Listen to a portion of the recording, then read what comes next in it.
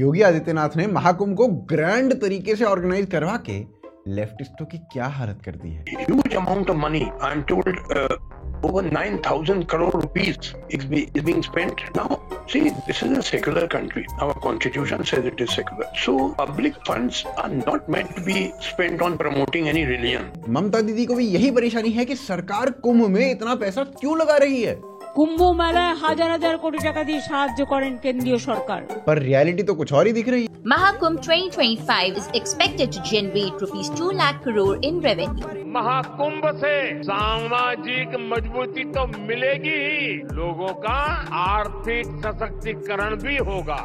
अरे भाई साहब, वो बरनौल की दुकान थोड़ी उधर है, आप जाएंगे या मैं ला दूं? तो भाई जैसा कि आपको पता है कि प्रयागराज में गंगा, यमुना और सरस्वती नदियों के संगम पर महाकुंभ होने वाला है। हमारे ग्रंथों की माने तो कुंभ पृथ्वी के शुरुआत के समय से ही चल रहा है, लेकिन अगर रिटर्न एविडेंस की बात मानी जाए तो चाइनीज ट्रैवलर हैं ह्यूएन सॉन्ग, उसके अकाउंट्स में इसका जिक्र मिलता है। बेसिकली कुंभ 4 तरीके के होते हैं, एक माघ कुंभ मेला, दूसरा अर्ध कुंभ मेला, तीसरा पूर्ण कुंभ मेला और चौथा महाकुंभ मेला। और अभी प्रयागराज में महाकुंभ मेला लगेगा जो कि 144 साल के बाद एक बार लगता है। यानी ये कुंभ मेला अपने आप में काफी अनोखा होने वाला है। इसलिए योगी आदित्यनाथ ने इस महाकुंभ को सक्सेसफुल बनाने के लिए हर पॉसिबल अरेंजमेंट करवा दिए हैं और ऑफिशियल एस्टिमेट्स के हिसाब से इस कुंभ में 85 कंट्रीज से 40 करोड़ से अधिक यात्री आएंगे। बहुत सारे बड़े बड़े सेलिब्रिटीज भी आएंगे, चाहे वो अमिताभ बच्चन हो, रणबीर कपूर हो या फिर आलिया भट्ट हो। एप्पल कंपनी के जो को-फाउंडर हैं स्टीव जॉब्स, उनकी पत्नी भी कुंभ मेले में आ रही हैं। अब इस मेगा इवेंट के कारण इंडिया को डायरेक्टली 2 लाख करोड़ का फायदा होने वाला है। और कुछ डेटा ना ये भी बता रहे हैं कि ये आंकड़ा 2 लाख करोड़ नहीं, 3 लाख करोड़ को भी इजीली क्रॉस कर सकता है। पर अब प्रश्न ये उठता है कि जो चेंज है जो उत्तर प्रदेश में दिखाई दे रहा है, ये आया कैसे? तो भाई साहब, ये रातों रात तो नहीं हुआ है। जो उत्तर प्रदेश एक समय पे अपने हाईएस्ट क्राइम हिस्ट्री के लिए जाना जाता था, आज वो अपने टेम्पल इकोनॉमी के लिए कैसे फेमस होने लगा, ये बहुत बड़ा प्रश्न है। और अगर एसबीआई रिपोर्ट की माने तो उत्तर प्रदेश की जो टेम्पल इकोनॉमी है वो 2028 तक 50,000 करोड़ को आराम से क्रॉस कर जाएगी। और इतनी ना 3-4 देशों की मिल के जीडीपी नहीं होती है। आखिर ऐसा कौन सा मैसेज है जो योगी आदित्यनाथ हमें इस महाकुंभ के थ्रू देना चाहते हैं? ये सब ना आगे देखते हैं।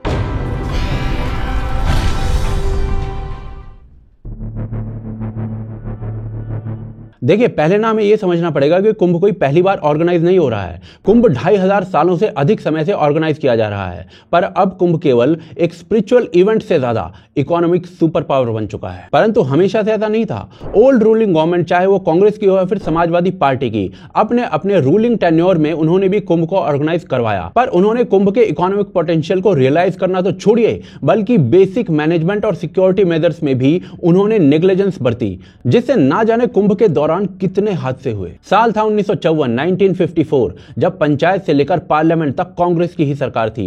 प्रयागराज में ही कुंभ का आयोजन हुआ था, पर मिसमैनेजमेंट इतनी थी कि भगदड़ मच गई और 2000 से ज्यादा हिंदू श्रद्धालु मारे गए, जिसको गवर्नमेंट रिकॉर्ड में बस कुछ बैगर्स मारे गए ऐसा लिख दिया गया। नेहरू जी भी ना इस कुंभ में गए थे, जिसके लिए पूरे प्रशासन को लगा दिया गया था और हिंदू डिवोटीज को कुंभ के रिचुअल्स करने से रोक दिया गया था। इसके कारण भीड़ बढ़ गई और 2000 से अधिक लोग कुचल कर मार दिए गए। इस इंसिडेंट में मरने वालों को ऑफिशियल रिकॉर्ड्स में भिखारी कह दिया गया था, पर महिलाओं की डेड बॉडीज पर ज्वेलरी थी और ये फोटोज उस घटना का जीता जागता एविडेंस है। इस इतनी बड़ी घटना में जब लोग मर रहे थे, तब गवर्नमेंट ऑफिशियल्स चाय और स्नैक्स एंजॉय कर रहे थे और इसे छुपाने के लिए नेक्स्ट डे गवर्नमेंट ने सारी डेड बॉडीज को तुरंत ही जमा करके जला दिया था। इतने बड़े इंसिडेंट के बाद भी किसी भी पार्टी की कोई भी सरकार हो, कुंभ को फॉर ग्रांटेड ही लिया गया। 2013 के कुंभ की बात करें, जिसमें करोड़ों हिंदू श्रद्धालु आए थे स्नान के लिए प्रयागराज में, उसमें समाजवादी पार्टी ने आजम खान को कुंभ मेले का कोर कमेटी चेयरमैन बना रखा था। हाँ जी, आपने सही सुना, आजम खान को कुंभ का चेयरमैन बना रखा था। धान के खेत में सांप को पहरे पर बिठा दिया गया था और इसके कारण इस कुंभ में प्रयागराज रेलवे स्टेशन पर भगदड़ मच गई, जिसमें 40 से ज्यादा हिंदू डिवोटीज मारे गए। इस एक्सीडेंट के बाद रिपोर्ट में सामने आया कि रेलवे स्टेशन पर भीड़ इसलिए हो रही थी क्योंकि स्टेट गवर्नमेंट ने इनफ बसेस ट्रांसपोर्टेशन के लिए अरेंज नहीं की थी और सीएजी की रिपोर्ट के अनुसार कुंभ घोटाला कर दिया गया था। कुंभ के अरेंजमेंट के लिए टोटल बजट था 1152 यानी कि 1152 करोड़, जिसमें से 341 करोड़ अकेले सेंट्रल गवर्नमेंट ने दिए थे। इसमें से भी 134 करोड़ अनयूटिलाइज्ड रहे थे। इसके बावजूद अलग से 800 करोड़ रुपए मांग ले गए थे, जो कुंभ की जगह अखिलेश गवर्नमेंट ने अपने ही काम में लगा दिए। समाजवादी गवर्नमेंट का खुद का कंट्रीब्यूशन सिर्फ 10 करोड़ रुपए था, यानी कि 1%। इससे ज्यादा का तो भगवंत मान चकना खा लेता है। रिपोर्ट के अनुसार करोड़ों की दवाइयां तो मेला शुरू होने के कई दिन बाद पहुंची थी। इसके अलावा 12 करोड़ डिवोटीज को नहाते समय डूबने से बचाने के लिए केवल मात्र 5 डाइवर्स का अरेंजमेंट किया गया था। यह सुरक्षा का प्रबंध था। इसके बाद तो नायक मूवी की एक क्लिप याद आ रही है मुझे। एवरीबॉडी, सबके सब चोर हैं साले। परंतु गैस व्हाट, आजम खान का ये फ्रॉड जब सबके सामने एक्सपोज हुआ तो उनके ऊपर रेजिग्नेशन का प्रेशर बना दिया गया था। अखिलेश यादव ने उनका रेजिग्नेशन एक्सेप्ट करने से ही मना कर दिया। वो अलग बात है कि अगर इफ्तार पार्टी में थोड़ा इधर का उधर हो जाता तो अखिलेश यादव जो है आजम खान का बाबर आजम बना देते। और ये ना ऑब्वियस सी बात है कि अखिलेश यादव का मेजर वोट बैंक जो है वो मुस्लिम कम्युनिटी से बिलोंग करता है, तो कुंभ जैसे हिंदू मेले में घोटाला, ये क्या बड़ी बात है। अपने टेन्योर में समाजवादी पार्टी का हमेशा से ये फोकस रहा था कि मुगल आइडेंटिटी को यूपी की आइडेंटिटी बनाया जा सके। इसके लिए अखिलेश यादव ने अपने टेन्योर में Mughal museum, Agra heritage centre और ताज ओरिएंटेशन सेंटर जैसे ना जाने कितनी ही साइट्स की नींव रख डाली थी। इसी कारण से समाजवादी पार्टी इफ्तार पार्टी जैसे इवेंट्स भी ऑर्गेनाइज करवाती थी, वो भी बड़े बड़े ग्रैंड स्केल पर। इसी कारण से ताजमहल को भारत की आइडेंटिटी बताया जाता था अखिलेश यादव के द्वारा, और इसी कारण से टोपीबाजी भी की जाती थी। वैसे कांग्रेस भी इस अपीजमेंट में कभी पीछे नहीं रही है, बट एनी हाउ ओवरऑल कहें तो पिछली गवर्नमेंट, खास तौर पर समाजवादी पार्टी का फोकस था कि उत्तर प्रदेश के टूरिस्ट इकोनॉमी को सिर्फ मुस्लिम मॉन्यूमेंट्स पे फोकस किया जाए। कुंभ की पोटेंशियल इकोनॉमिक पावर को तो छोड़िए, उल्टा वो कुंभ को इतने पुअरली ऑर्गेनाइज करवाया करते थे जिससे ना जाने कितने डिवोटीज को असुविधा महसूस होती थी, और ना जाने कितने ही डिवोटीज की इस पूरे प्रकरण में मौत हुई है। पर यह सब अब बदल रहा है। कैसे, वो आगे देखते हैं। देखिए, योगी आदित्यनाथ ना 2017 में उत्तर प्रदेश के सीएम बने। उनकी लीडरशिप में उत्तर प्रदेश ने एक्सेप्शनल ग्रोथ देखी है। इनफैक्ट उनके आने के 1 साल के अंदर अंदर यूपी की जो रेवेन्यू ग्रोथ है ना, वो 24% तक बढ़ गई थी। जीडीपी लगभग दोगुनी हो गई थी। इवन स्टेट एक्सपोर्ट्स जो 88,000 करोड़ हुआ करते थे, वो बढ़कर लगभग 2 लाख करोड़ पहुंच गए। योगी जी के आने के बाद स्टेट में लॉ एंड ऑर्डर काफी सुधरा। समाजवादी पार्टी के समय में उत्तर प्रदेश को वो स्टेट बोला जाता था लॉ एंड ऑर्डर के मामले में, पर योगी आदित्यनाथ इन सब गुंडे माफियाओं के काल से बन गए। इस माफिया को मिट्टी में मिला देंगे। और फिर योगी जी ने बुलडोजर और बंदूक चलवाई, जिससे क्राइम काफी कम हुआ। कई बार तो कार भी पलटवा दी थी। योगी जी ने गुंडों और दंगाइयों पर इतना क्रैकडाउन किया कि सिर्फ 1 साल में उन्होंने इन माफियाओं के 1849 करोड़ रुपए से ज्यादा की प्रॉपर्टी सीज कर दी थी। अब अपराधी खुद कहता था मुझे जेल में डाल दो। तो ज्यादातर अपराधियों ने अपनी जमानतें तोड़वा करके जेल में चले गए, और हम तो कह रहे हैं भैया अब हमें जेल में ही मत भेजो। अब तो ज्यादातर अपराधी अपने गले पे पट्टी लटका करके घूम रहे हैं, कह रहे हैं कि भैया जिंदगी भर सेवा लगा करके पेट भर लूंगा, लेकिन अब कुछ गलत काम नहीं करूंगा, एक बार जान बचत तो बस। योगी ने यह भी इंश्योर किया कि उनके रहते हुए उत्तर प्रदेश में एक भी दंगा ना हो, जबकि आपको पता है कि पहले की गवर्नमेंट के टाइम पे उत्तर प्रदेश अपने पान से ज्यादा दंगों के लिए फेमस हुआ करता था। पर इस सब के अलावा योगी आदित्यनाथ ने जो यूपी में मेजर बदलाव किया है ना, वो है यूपी की इकोनॉमी में। यूपी की इकोनॉमी को टेम्पल इकोनॉमी की हेल्प से नई ऊंचाई पर ले जाने का काम। अनलाइक पिछली गवर्नमेंट, जिन्होंने टूरिस्ट इकोनॉमी के नाम पे यूपी की पहचान मात्र मुगल मॉन्यूमेंट से ज्यादा होने ही नहीं दी, और इसीलिए योगी ने यूपी को कल्चरल हब बनाना शुरू कर दिया।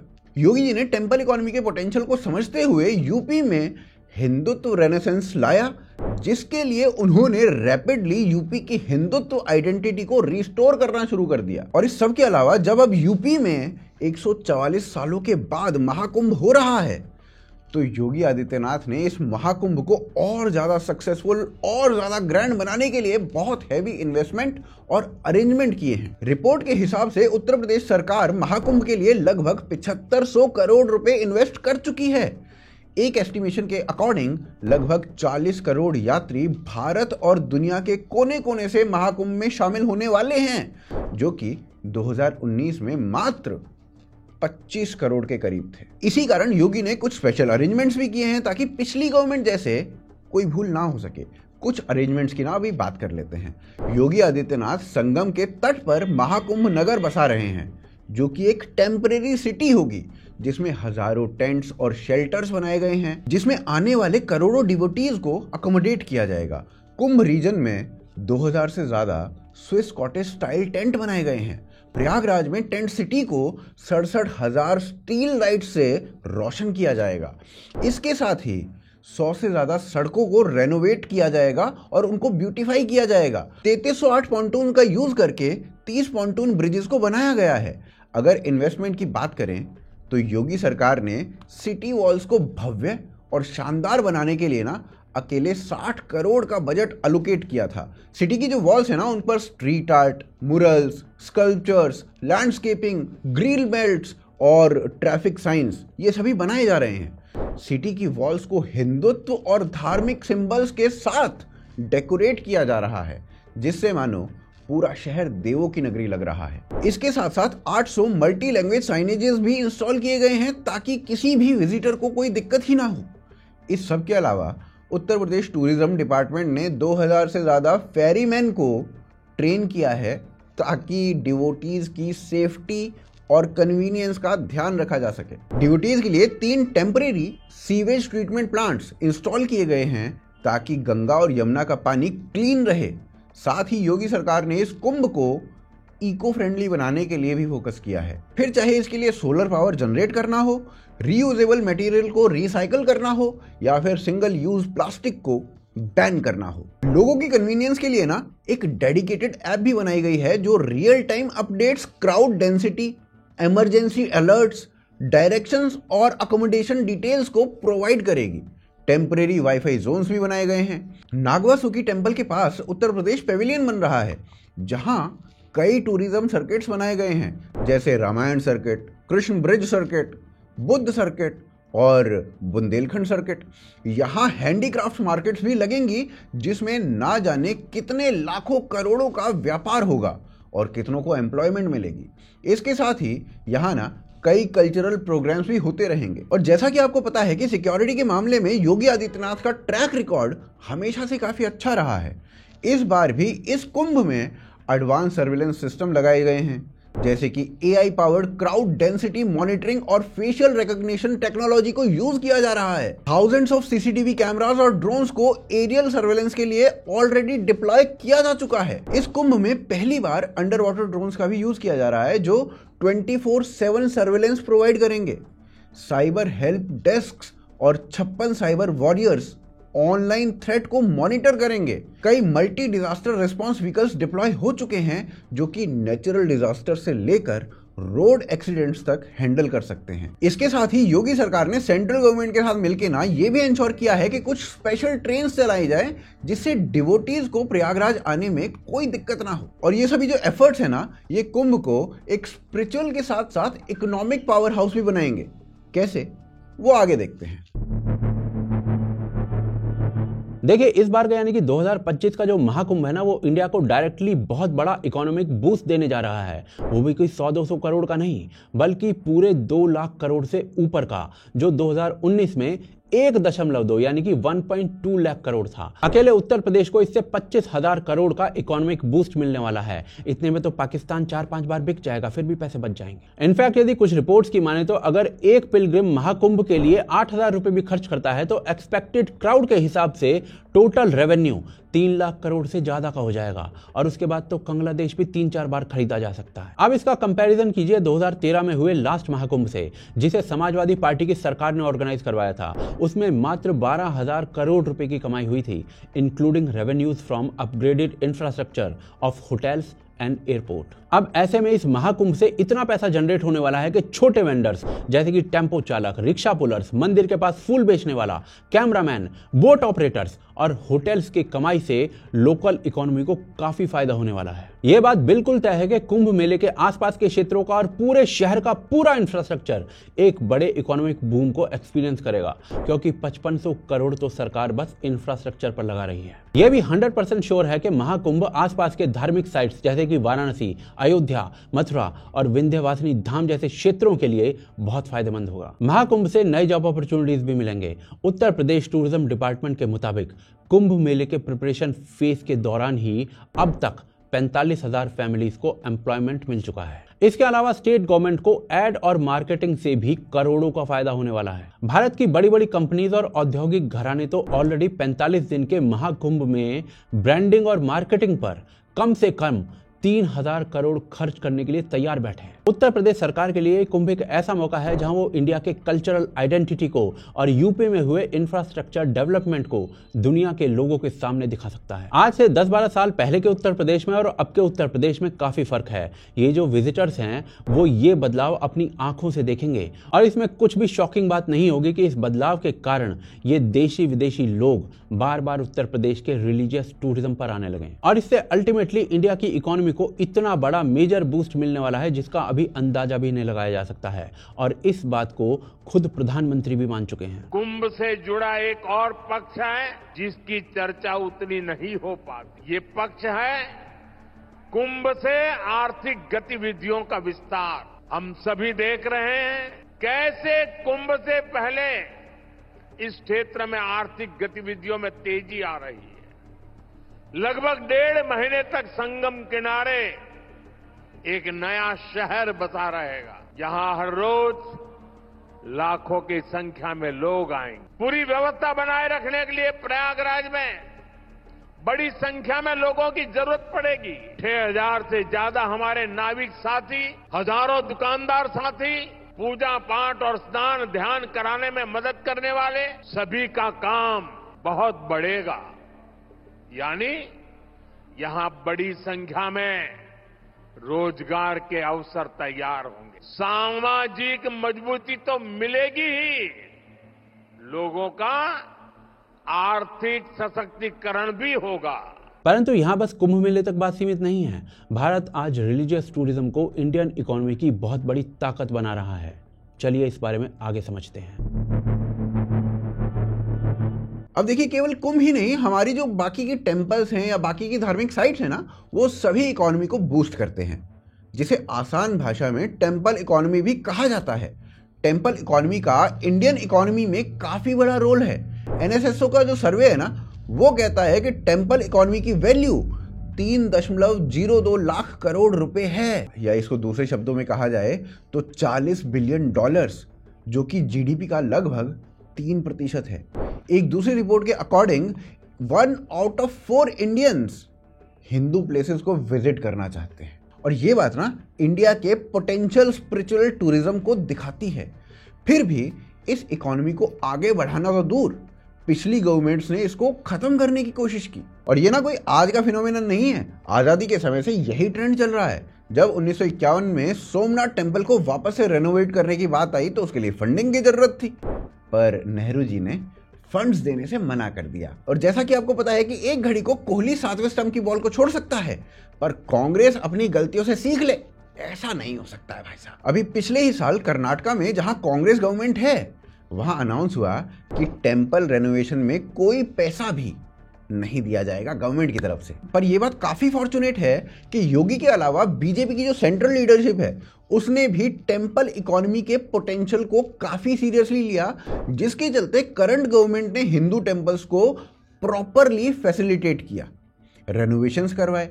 अब ये जो रेनोवेशंस थे ना, ये सिर्फ कंस्ट्रक्शन के बेसिस पर नहीं हुए, बल्कि टेम्पल इकोनॉमी के ब्रॉडर एस्पेक्ट और इंडिया के कल्चरल आइडेंटिटी को रिवाइव करते हुए सारे रेनोवेशन हुए। करंट गवर्नमेंट ने टेम्पल्स के आसपास प्रॉपर कॉरिडोर्स बनवाए, टेम्पल्स के लिए कनेक्टिंग रोड्स को ब्रॉड और इंप्रूव किया गया, टेम्पल कैंपस में होटल्स डेवलप हुए, टेम्पल आने जाने के लिए प्रॉपर ट्रांसपोर्टेशन स्ट्रीमलाइन किए गए। और इस सब का जो अल्टीमेट रिजल्ट रहा ना, वो ये रहा कि सेंट्रल गवर्नमेंट का 2022-2023 में जो रेवेन्यू था वो 19.34 लाख करोड़ हुआ, जिसमें से अकेले 6 टेम्पल्स ने 24,000 करोड़ कैश कलेक्ट किया। मिनिस्ट्री ऑफ टूरिज्म के डेटा के अनुसार रिलीजियस टूरिज्म ने अकेले इस साल में 1400 मिलियन टूरिस्ट को अट्रैक्ट किया और हिंदू साइट्स ने 1.34 लाख करोड़ का रेवेन्यू अर्न किया। और माना यह जा रहा है कि यह सेक्टर 2028 तक 59 बिलियन का रेवेन्यू जनरेट कर सकता है।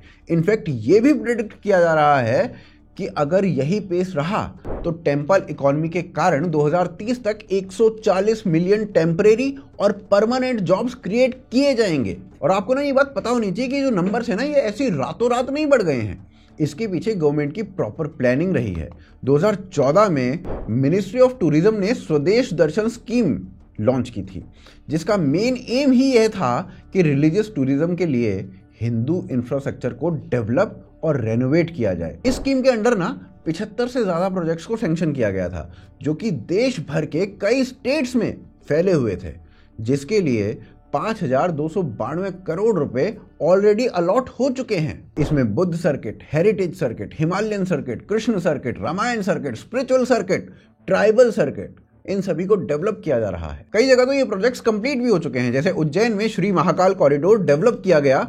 और मजेदार बात यह थी कि कॉरिडोर बनने के तुरंत बाद यहां करीब 5 करोड़ डिवोटीज आए। काशी का विश्वनाथ कॉरिडोर भी डेवलप हो चुका है और कॉरिडोर बनने के बाद लास्ट 3 साल में 19 करोड़ से ज्यादा डिवोटीज काशी टेम्पल कॉरिडोर में आ चुके हैं। इसके साथ साथ चारों धामों को कनेक्ट करने के लिए 4 धाम रेलवे प्रोजेक्ट पर भी काम चल रहा है। ये प्रोजेक्ट यमुनोत्री, गंगोत्री, केदारनाथ और बद्रीनाथ को ज्वाइन करेंगे। और इसके ऑल्टरनेट में ना 4 धाम हाईवे प्रोजेक्ट भी डेवलप हो रहा है और इससे भी इंडियन इकोनॉमी को लॉन्ग टर्म में डायरेक्ट फायदा मिलने वाला है। इसके अलावा अगर राम मंदिर की बात करें, जिसका इनॉग्रेशन पिछले साल हुआ है, जिसके बाद हिंदुस्तान में बर्नौल की थोड़ी कमी सी बढ़ गई थी, वहां भी 2024 में 135.5 मिलियन डोमेस्टिक और 3,153 इंटरनेशनल विजिटर्स आए थे। आज राम मंदिर के कारण अयोध्या की लोकल प्रॉपर्टीज के दाम ना 10 गुना से अधिक बढ़ चुके हैं। एक एस्टिमेट के अकॉर्डिंग राम मंदिर इसी साल 25,000 करोड़ तक के रेवेन्यू को जनरेट करने वाला है।